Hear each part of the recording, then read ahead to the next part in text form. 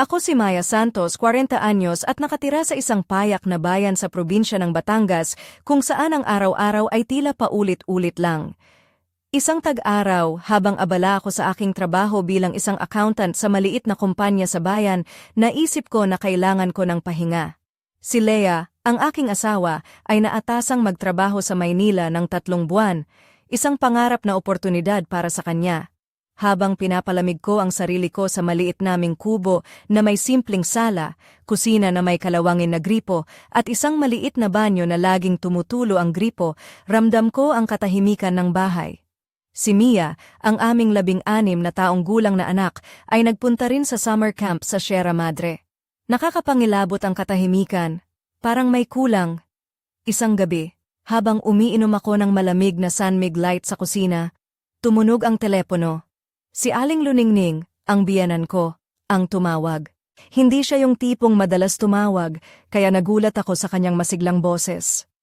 "Anak, anong ginagawa mo diyan mag-isa? May sorpresa ako," sabi niya. "Anong sorpresa, ma?" tanong ko, medyo nag-aalala pero interesado. "Sabay tayo sa isang bakasyon sa Zambales. May booking na ako sa isang maliit na resort doon. Yung kaibigan ko dapat ang sasama, pero may sakit siya. Kaya ikaw na lang ang katambay ko," paliwanag niya na may halong tawa. "Hindi kita kakagat, promise. Alam kong medyo crazy ang ideya, ako lang mag-isa sa Zambales kasama si Aling Luningning, pero mas matindi pa ang lungkot sa bahay, kaya pumayag ako. 2 araw lang ang palugit bago kami umalis, at ang kwento namin ay nagsimula sa pagsakay namin sa bus papuntang San Antonio. Nang makita ko si Aling Luningning sa terminal, naka-floral dress siya na halos tumatagos ang araw, may simpleng pares ng tsinelas at sunglasses na bahagyang nakababa sa ilong niya.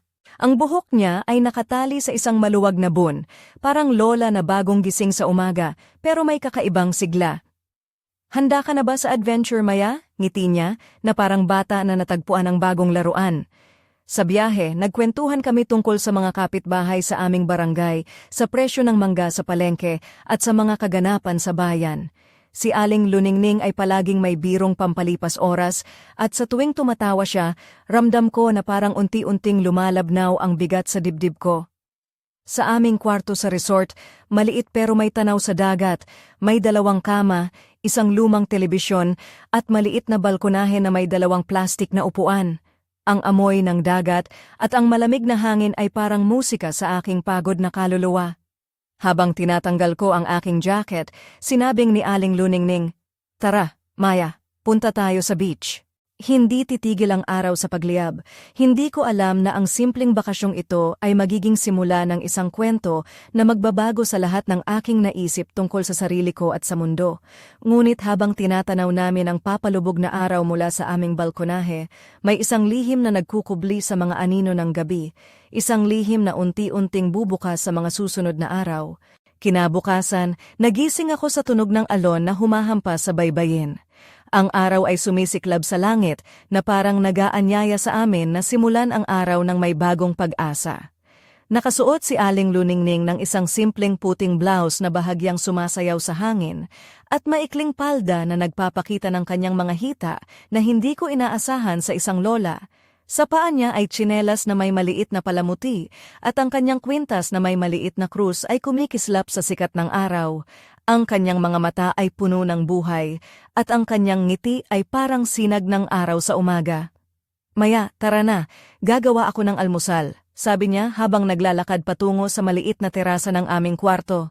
Ang kanyang balikat ay bahagyang nakalantad at para bang may kakaibang alindog na hindi ko matukoy. Napangiti ako na parang may lihim na nais ipahiwatig ng hangin. Habang nagkakape kami sa maliit na plastik na mesa, nagdala si Aling Luningning ng pritong itlog, keso, at tinapay na may palaman na mangga, isang simpleng pagkain pero nagdala ng tamis ng tag-init. Pinanood namin ang mga turista na naglalakad sa tabing dagat, may mga batang naglalaro ng habulan habang ang ilan ay nagtatampisaw sa tubig. "Alam mo, Maya," panimula niya, "dati, hindi ko inakala na muling mararamdaman ko ang ganitong saya. Parang bumalik ang mga alaala ng kabataan ko dito sa Zambales." Napatingin ako sa kanya, na parang may nais sabihin, "Ano ang mga alaala na yun, ma?" Ngumiti siya ng bahagya habang tinatanggal ang kanyang salaming pang-araw. Sexing bata ako noon, pero di ganun kalakas ang loob. Biro niya na may halong halakhak. Alam mo yung feeling na gusto mong lumipad pero natatakot kang bumagsak? Ganyan ang buhay ko noon. Natawa ako. Paano ka nakalipad, ma? Sa pamamagitan ng pagtanggap sa mga bagay na hindi ko kontrolado, sagot niya habang pinipilit itago ang seryosong tingin. At saka, sa mga taong pumapasok sa buhay mo ng bigla, na parang bagyong dumaan. Hindi ko mapigilan ang pagtingin sa kanya ng mas matagal. Sa bawat salita, may kakaibang init na dumadaloy sa aking katawan.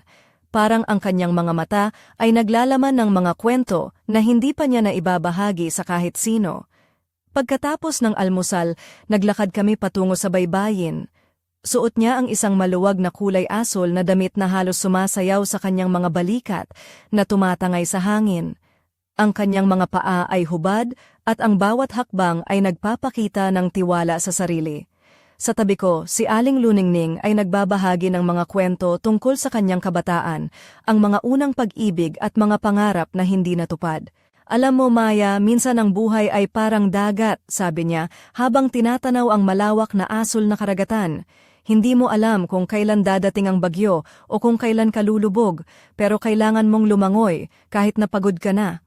Habang nakikinig sa kanya, naramdaman ko ang isang kakaibang koneksyon, hindi lang bilang manugang at biyenan, kundi bilang dalawang tao na naglalakbay sa isang masalimuot na landas. May mga sandaling tumitig kami sa isa't isa na para bang may mga salitang hindi pa nasasabi, mga damdaming hinahanap ng daan palabas. Ngunit habang ang araw ay sumisiklab, may isang aninong sumilay sa likod ng kanyang mga mata, isang lihim na nagpapaalab sa aming mga puso, isang misteryong unti-unting bubukas sa tamis at pait ng bakasyong ito. At sa likod ng bawat ngiti ni Aling Luningning, may isang tanong na hindi ko matanggap. Ano ba ang tunay na dahilan ng kanyang biglaang pag-anyaya? Habang papalalim ang hapon, napagpasyahan naming maglakad-lakad sa tabing dagat. Naka-light blue na maxi dress si Aling Luningning na may manipis na strap na sumasayaw sa kanyang mga balikat sa bawat galaw niya. Ang damit ay bahagyang nagbubunyag ng kanyang malambot na balat sa leeg at balikat na parang hinahaplos ng hangin. Sa paa niya ay simpleng tsinelas na may maliit na palamuting perlas. Ang kanyang buhok ay maluwag na bumalot sa likod, may ilang hibla na tumatama sa kanyang mukha na nagpapatingkad sa kanyang mapanuring mga mata. Ako naman ay nakasuot ng puting blouse na bahagyang nakatiklop sa manggas at maong na shorts na nagpapakita ng aking mga binti. Sa aking leeg ay may maliit na pendant na regalo ni Leia na lagi kong isinusuot bilang paalala sa kanya. Habang naglalakad kami sa tabi ng dagat, ang mga alon ay dahan-dahang humahampas sa aming mga paa. Ang amoy ng alat at sariwang hangin ay nagpapalakas ng aking diwa. Napansin ko na tila may bigat sa mga mata ni Aling Luningning, isang bagay na hindi niya sinasabi. Ma, may gusto ka bang ikwento? Tanong ko habang pinagmamasdan ang kanyang mga labi na bahagyang nakabuka, tila nag-iisip. Napailing siya saglit bago sumagot, Maya, may mga bagay na hindi madaling sabihin, lalo na kapag kinasasangkutan ng puso. Napangiti ako, medyo nagbibiro. Hindi ba tayo dito para magbakasyon? Kung may drama, dapat sa teleserye, hindi sa Zambales? Napatawa siya ng bahagya at naisip ko na kahit sa mga sandaling iyon, kaya niyang gawing magaan ang hangin kahit pa mabigat ang mga sinasabi. Alam mo, Maya, dati-rati, ang buhay ko ay simple lang. May asawa ako, si Mang Lito, isang sundalo, matapang, seryoso, pero mahal ko siya ng buong puso. Kwento niya habang naglalakad kami palapit sa isang maliit na kainan sa tabing dagat. Pero isang araw, bigla na lang siyang nawala. Namatay siya ng maaga at iniwan ako na parang duwag sa gitna ng unos. Para akong laruang tinapon ng hangin, dagdag niya na may bahagyang lungkot sa tinig. Yumuko siya saglit at niyakap ko ang kanyang kamay. Nararamdaman ko ang lamig ng kanyang balat, ngunit ang kanyang puso ay tila mainit sa bawat pintig. Pero alam mo, Maya, sa kabila ng lahat, natutunan kong magsayaw ulit sa ulan. Dito ako nagtrabaho sa Cultural Center, nagtuturo ng sayaw sa mga matatanda. Sayaw ang naging gamot ko, sabi niya na may ngiti. Habang kumakain kami ng inihaw na isda at ensaladang mangga sa maliit na karinderya, napansin ko ang mga titig niya sa akin. Parang may gustong sabihin, pero natatakot.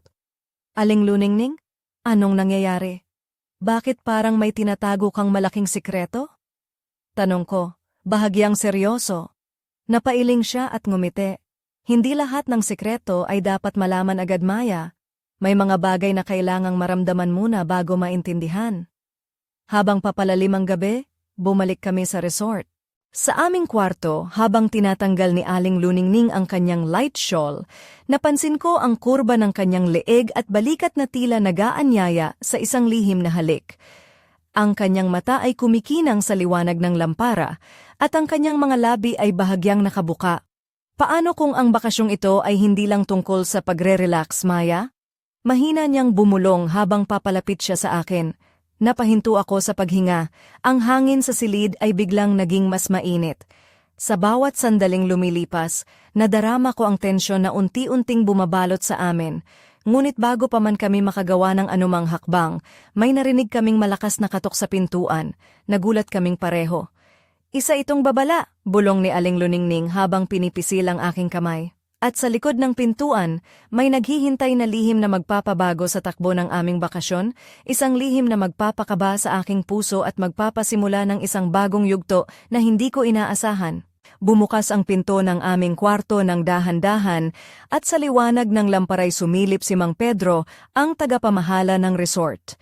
Nakasuot siya ng simpleng puting polo at maong na pantalon na may pilat ng araw sa kanyang balat at may malumanay na ngiti sa labi. Pasensya na po mga ginang, pero may tumawag mula sa opisina ng barangay. Sabi nila, may nais daw silang makausap tungkol sa inyo, sabi niya habang pinagmamasdan kami ni Aling Luningning. Napatingin kami sa isa't isa. Ang bigat ng sandali ay parang bumagsak sa aming mga balikat. Ano kaya yan? Tanong ko, habang pilit pinapakalma ang sarili. Lumabas kami ng kwarto at sinundan namin si Mang Pedro papunta sa maliit na tanggapan ng resort. Sa loob nakaupo na ang isang babae, si Aling Teresa, ang kapitan ng barangay, na kilala sa aming lugar bilang isang matatag at maaasahang leader. Nakabarong Tagalog siya na may burda ng bulaklak at may hawak na folder na puno ng mga dokumento. Magandang gabi po, bati niya. Pasensya na kung ginising namin kayo, pero may mahalagang usapin po tayo. Napatango kami ni Aling Luningning. Ano po ito, Kapitan? Tanong niya. Lumapit si Teresa at inilabas ang isang litrato mula sa folder. Ito po ang larawan ni Mang Lito, ang yumaong asawa ni Aling Luningning. Tama po ba? Tumango si Luningning at naramdaman ko ang bigat ng kanyang dibdib. Oo, siya nga iyon. Pero anong nangyayari, Kapitan? Tila may mga bagong impormasyon po kaming natanggap tungkol sa kanyang pagkawala. May mga dokumento na nagpapakita na hindi siya namatay sa sakit na inakala natin noon. May mga hinala po kami na may iba pang nangyari, paliwanag ni Teresa. Naramdaman kong parang bumagsak ang sahig sa ilalim ko. Hindi ko inaasahan na ang simpleng bakasyong ito ay mauuwi sa ganitong klase ng balita. Napatingin ako kay Luningning na ang mga mata ay punong-puno ng kalituhan at takot. Paano po yan? Ano ang ibig sabihin yan? Tanong ko, pilit kinokontrol ang pagkabalisa. Ako rin po ang nagtatanong niyan, Maya, sagot ni Luningning na may pabulong na tinig. Parang may mga bagay na hindi ko pa nakikita noon, mga sikreto ng nakaraan. Napailing si Teresa. Hindi ko pa po alam ang buong kwento, pero kailangan nating alamin. May mga tao po dito sa bayan na handang tumulong, pero kailangan nating maging maingat. Habang bumabalik kami sa kwarto, ang katahimikan ay nagmistulang mabigat na ulap na nagbabadya ng bagyo. Si Luningning ay tahimik, hawak ang litrato ni Mang Lito at ako naman ay sinusubukang intindihin ang bigat ng mga pangyayari. Aling Luningning, sabi ko ng banayad, hindi mo kailangang harapin to mag-isa, nandito ako para sayo. Ngumiti siya pero may halong lungkot sa kanyang mga mata. Salamat, Maya. Hindi ko alam kung saan tayo dadalhin ng kwento na ito, pero handa akong harapin ito. Habang tumitig kami sa malawak na dagat mula sa aming balkonahe, ang malamig na simoy ng hangin ay tila may dalang mga tanong na walang sagot pa. Ang kwento ni Mang Lito, na inakala naming tapos na, ay muling bumuhay, nagdadala ng mga lihim na magpapabago sa aming paglalakbay. At sa likod ng bawat alon na humahampas sa baybayin, may isang misteryo na naghihintay na mabuksan, isang lihim na maaaring magbukas ng pinto sa isang bagong kwento. na mas masalimuot at mas matindi pa kaysa sa aming inaasahan. Kinabukasan, nagising ako na may bigat sa dibdib. Ang araw ay sumilip sa bintana ng aming kwarto, ngunit ang liwanag nito ay hindi nakapagpaalis ng anino sa aking isipan. Si Aling Luningning ay tahimik pa rin, nakasuot ng malambot na kulay lila na blouse na bahagyang nakatiklop sa manggas, at maong na pantalon na bahagyang pumapadyak sa kanyang mga bukong-bukong. Ang kanyang buhok ay nakatali sa maluwag na ponytail na nagpapakita ng kaakit-akit na linya ng kanyang leeg. Habang naghahanda kami ng simpleng agahan, napansin ko na si Luningning ay tila nag-iisip ng malalim. Ang kanyang mga mata ay nakatingin sa malayo, parang may pinagmumuni-muni. Maya, may mga bagay sa buhay na hindi natin inaasahan, pero kailangan nating harapin, sabi niya sa akin, habang hinahaplos ang isang maliit na kuwintas na nakaipit sa kanyang leeg. Ang nangyari sa asawa ko ay hindi lang kwento ng pagpanaw, ito ay isang palaisipan na kailangang lutasin. Hindi ko alam kung paano sasabihin ito, pero ramdam ko rin ang bigat ng sitwasyon. Aling Luningning, nandito ako para sa'yo. Hindi mo kailangang mag-isa sa laban na ito, sagot ko, hawak ang kanyang kamay. Naglakad kami papunta sa bayan para magtanong-tanong. Sa daan, napansin ko ang mga simpleng detalye ng buhay dito. Ang mga tindahan na nagtitinda ng mga sariwang gulay, ang mga batang naglalaro ng tumbang preso, at ang mga matandang nag-uusap sa ilalim ng lilim ng puno. Ang lugar ay tila payapa, ngunit sa likod ng mga ngiti ay may mga kwentong hindi pa nasasabi. Sa munting kapihan, nakipag-usap kami kay Mang Berting, isang matandang tsismoso na kilala sa bayan dahil sa kanyang masigasig na pag-iimbestiga sa mga nangyayari. Naka-basketball shorts siya, may lumang tsinelas na palaging kalat sa paligid, at may suot na luma at maduming polo. Alam namin na hindi basta-basta ang nangyari kay Mang Lito, ani niya habang tumutok sa amin ang kanyang mga matang mapanuri. May mga nakakita sa kanya sa gabi bago siya nawala sa ibang kalye dito sa bayan. Naramdaman ko ang pagtaas ng aking pulso habang naririnig ang mga detalye. Anong ibig sabihin niyan? May mga taong gustong itago ang totoo? Tanong ko ng may halong takot at kuryosidad. Ngumiti si Mang Berting na parang may sikreto. Oo anak, ang bayan na ito ay puno ng mga lihim. At minsan, ang mga lihim na iyon ay mas delikado kaysa sa dagat na ito na ating tinatanaw. Habang papalabas kami ng kapihan, napatingin ako kay Aling Luningning na ang mga mata ay puno ng determinasyon. Kailangan nating alamin ang buong katotohanan, Maya. Para sa kanya, para sa atin. Sa aming pagbabalik sa resort, naramdaman ko ang kakaibang tensyon sa hangin. Nakapolo si Luningning na bahagyang naglalantad ng kanyang mga braso, ang kanyang mga daliri ay naglalaro sa mga pilas ng tela na para bang pinipilit niyang kontrolin ang sarili. Aling Luningning, sabi ko nang may pag-aalala, handa ka ba sa mga susunod na mangyayari? Hindi biro ang mga ito. Ngumiti siya ng bahagya. Hindi ko alam, Maya. Pero isang bagay ang sigurado ako, hindi tayo pwedeng tumalikod sa mga tanong na ito. At habang ang araw ay unti-unting lumulubog, ang dagat ay tila naglalaman ng mga lihim na patuloy na naghihintay na matuklasan. Sa likod ng bawat alon, may mga kwento ng pag-ibig, pagtataksil at kapatawaran na magpapabago sa aming buhay magpakailanman. Ngunit ang pinakamalaking tanong pa rin ay nananatili, ano ba talaga ang nangyari kay Mang Lito? At handa ba kaming harapin ang sagot? Isang gabi habang nakaupo kami sa balkonahe ng aming kwarto, si Aling Luningning ay nakasuot ng mapusyaw na berdeng damit na bahagyang nakalantad ang kanyang mga balikat at may banayad na pagkakaiba sa tela na nagpapakita ng kurba ng kanyang likod. Ang kanyang mga paa ay nakasandal sa bakal ng upuan, suot ang simpleng tsinelas na may maliit na palamuti. Ang buwan ay nagliliwanag at ang malamig na simoy ng hangin ay nagdadala ng mga amoy ng dagat at niyog. Ako naman ay nakasuot ng maong shorts at puting blusang may manggas na nakatiklop, nakatingin sa malayo habang hawak ang tasa ng mainit na tsaang galing sa palengke. Aling Luningning, panimula ko, napapaisip ako, paano mo nagawang magpatuloy sa kabila ng lahat ng nangyari? Napangiti siya ng bahagya, ngunit may aninong dumaan sa kanyang mga mata. Maya, may mga sugat sa puso na hindi agad naghihilom, pero sa sayaw, sa musika, nakakita ako ng paraan para kumawala sa dilim. Tumango ako. Alam mo, sa mga oras na ito, parang ikaw at ako lang ang naiwan sa mundo, pero may mga bagay na hindi pa natin naiintindihan. Lumapit siya sa akin, ang kanyang mga mata ay kumikinang sa liwanag ng buwan. May mga bagay, Maya, na mas malalim kaysa sa dagat na ito, at sa likod ng bawat lihim may katotohanang naghihintay. Nang biglang may kumatok sa pintuan ng aming kwarto, napatingin kami ng magkasabay, nag-iisang tunog na kumalat sa katahimikan ng gabi. Bumukas si Aling Luningning at sinalubong ang isang lalaking mukha ay natatabingan ng anino, nakasuot ng maong jacket at tsinelas. Pasensya na sa abala, mahina niyang wika, pero may kailangan akong sabihin kay Aling Luningning. Pinapasok siya ni Luningning at ako'y nanatili sa labas, naririnig ang mahinang usapan na hindi maintindihan. Nang matapos ang sandali, lumabas ang lalaki na may seryosong mukha. Maya, may impormasyon ako tungkol kay Mang Lito na dapat mong malaman, sabi niya. Napatingin ako sa kanya. Ang pangalan niya ay Rico, isang dating sundalo na naging kaibigan ni Mang Lito. Ano yon, Rico? Huwag mo kaming pasabugin ng balita, sabi ni Luningning na may halong kaba. Tumango si Rico. Hindi ito biro, si Mang Lito ay may tinatago bago siya nawala. May mga tao na hindi gusto ang kanyang nalalaman.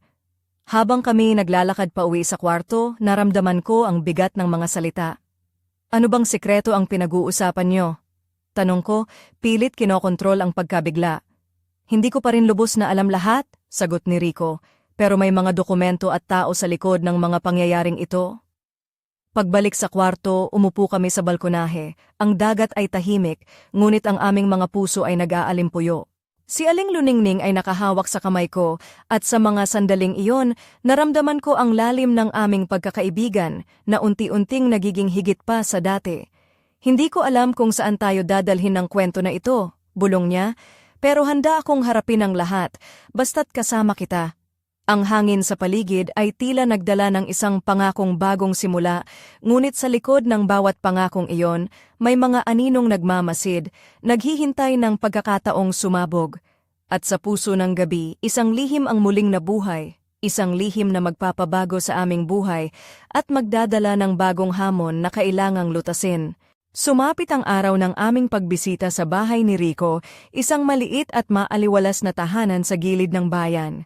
Si Rico ay nakasuot ng simpleng puting t-shirt na bahagyang nakatiklop ang mga manggas at maong na pantalon na medyo kupas na sa kulay, ngunit komportable. Ang kanyang mga kamay ay may bakas ng pagod, mga kamay ng isang taong sanay sa trabaho sa ilalim ng araw at sa mahihirap na kalagayan.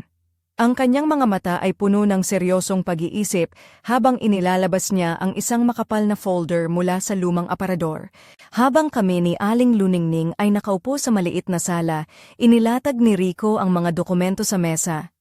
Ito ang mga ebidensyang natipon ko tungkol kay Mang Lito, paliwanag niya habang nilalapitan namin ang mga papel. May mga lihim siyang natuklasan sa loob ng serbisyo niya sa militar, mga bagay na hindi dapat malaman ng iba. Habang binubuklat namin ang mga dokumento, napansin ko ang mga pangalan ng ilang kilalang opisyal at mga lugar na hindi ko pa naririnig. Ano ang ibig sabihin nito? Panganib ba ito? Tanong ko, nakatitig sa mga papel. Tumango si Rico. Oo, Maya. Ang mga ito ay mga impormasyon tungkol sa mga ilegal na gawain sa loob ng kampo, mga lihim na pinag-uusapan lamang sa mga bulwagan ng hukuman.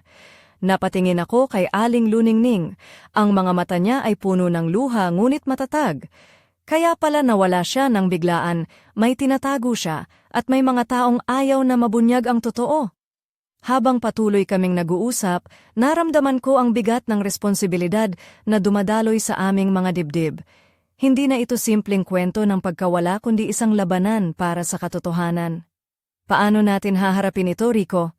Tanong ni Luningning. Unahin natin ang kaligtasan niyo, sagot niya. Pero hindi tayo pwedeng tumigil. Kailangang maipakita sa mundo ang totoo. Pag-uwi namin sa resort, tahimik kami ni Luningning.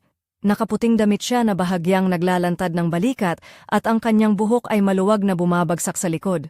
Ako naman ay nakasuot ng simpleng blouse at palda na parang handang harapin ang anumang pagsubok. Habang nakaupo kami sa balkonahe, tumitig kami sa kumikislap na mga bituin sa kalangitan. Aling Luningning, sabi ko, alam kong mahirap ang lahat ng ito, pero hindi ka nag-iisa. Ngumiti siya ng may lungkot at pag-asa. Salamat, Maya, sa kabila ng unos nandito ka sa tabi ko. Ngunit sa kabila ng aming pagtitiwala sa isa't isa, may mga aninong sumusubok na sirain ang aming lakas, mga panganib na nagkukubli sa dilim ng gabi, naghihintay ng tamang pagkakataon upang umatake. At habang ang buwan ay patuloy na nagliliwanag, ang aming pakikipagsapalaran ay nagiging masalimuot, isang kwento ng tapang, pagtitiwala at paghahanap ng katotohanan na hindi pa tapos. Isang gabi, habang naglalakad kami ni Aling Luningning sa tabing dagat, ang kanyang puting blusang may manipis na tela ay bahagyang sumasayaw sa hangin na nagpapakita ng kaakit-akit na kurba ng kanyang leeg at balikat. Ang kanyang maong na palda ay humahampas sa kanyang mga hita at ang kanyang mga paa ay nakasandal sa malambot na buhangin. Ako naman ay nakasuot ng simpleng navy blue na damit na may mga bulaklak na disenyo na bahagyang nakalantad ang aking mga braso at binti na parang nagaanyaya ng init ng gabi. Habang naglalakad kami, napansin ko ang kakaibang tensyon sa pagitan namin. Ang mga salitang hindi nasabi ay naglalaro sa pagitan ng hangin na parang mga alon na unti-unting sumasalpok sa dalampasigan. Aling Luningning, wika ko ng mahinahon, naramdaman ko na may mga bagay kang itinatago. Ano ba talaga ang nangyayari sa puso mo? Napatingin siya sa akin, ang kanyang mga mata ay kumikislap sa ilalim ng liwanag ng buwan. Maya, ang buhay ay puno ng mga lihim at pagpipilian. Minsan ang pinakamahirap gawin ay ang harapin ang sarili mo. Hindi ko mapigilang humarap sa kanya ng mas malapitan. Hindi ka nag-iisa? Alam mo yan, di ba? Tumango siya at sa isang sandali ang aming mga kamay ay nagtagpo. Ang init ng kanyang balat ay parang apoy na unti-unting pumapawi sa lamig ng gabi. Ang aming mga tingin ay nagsalubong, puno ng mga damdaming matagal nang naitatago. Aling Luningning, bulong ko, hindi ko maintindihan lahat ng nangyayari, pero narito ako, handang makinig, handang sumuporta. Ngumiti siya ng may halong lungkot at pag-asa. Maya, sa kabila ng lahat may isang lihim na hindi ko pa kayang sabihin. Isang pangakong hindi ko pa matupad. Habang ang dagat ay tahimik na humahaplos sa aming mga paa, naramdaman namin ang bigat ng sandaling iyon, isang sandali na puno ng mga posibilidad at mga tanong na naghihintay ng sagot. Ngunit bago pa man kami makagawa ng anumang hakbang, may isang anino ang lumitaw mula sa dilim ng mga puno sa gilid ng dalampasigan. Ang mga mata nito ay kumikinang sa liwanag ng buwan, at ang presensya nito ay nagdulot ng kakaibang kaba sa aming mga puso. At sa sandaling iyon, alam namin na ang aming kwento ay hindi pa tapos. May pumasok sa aming buhay na magpapabago sa lahat, isang lihim na magpapasiklab ng apoy sa aming mga damdamin, ngunit maaaring magdulot din ng panganib. Ano kaya ang susunod na hakbang namin, at hanggang saan kami handang pumunta para sa katotohanan at pag-ibig? Habang nakatayo kami ni Aling Luningning sa gilid ng dagat, ang malamig na hangin ay humahaplos sa aming mga balat na ngayoy nanginginig hindi lang dahil sa simoy ng gabi. Nakaputing dress si Luningning na may manipis na manggas, bahagyang sumisiklab ang kanyang mga pulang labi sa liwanag ng buwan. Ang kanyang buhok ay maluwag na bumabagtas sa kanyang likod at ang kanyang mga mata ay naglalaman ng hindi matakpan na pag-aalala. Ako naman ay nakasuot ng simpleng itim na blusa at maong na shorts habang hawak ko ang kanyang kamay na parang nagbigay ng lakas sa akin. Aling Luningning, bulong ko, hindi natin maiiwasan ang mga pagsubok na ito pero kailangan nating magtulungan. Tumango siya habang pinipisil ang aking kamay. Maya, may isang bagay akong kailangang sabihin sa'yo, isang lihim na matagal ko nang itinatago. Pero hindi ko alam kung paano ito haharapin. Bumukas ang mga labi niya, at bago pa man siya makapagsalita, isang malakas na tunog ang bumalot sa paligid, isang sigaw mula sa dilim ng kagubatan sa likuran ng dalampasigan. Nagulat kami at nagtinginan. Ang katahimikan ay naputol ng biglaang ingay, na nagdala ng takot at pag-aalala. Dapat nating alamin kung ano yan, sabi ko habang hinawakan ko si Luningning ng mahigpit. Naglakad kami papunta sa pinanggalingan ng ingay, ang mga alon ay tumatama sa aming mga paa habang papalapit kami sa isang maliit na kubo na tila inabandona. Sa loob, may mga dokumento at larawan na naglalarawan ng mga lihim na operasyon ni Mang Lito at mga taong nais siyang patahimikin. Hindi ito basta-basta, sabi ni Luningning na nanginginig ang tinig.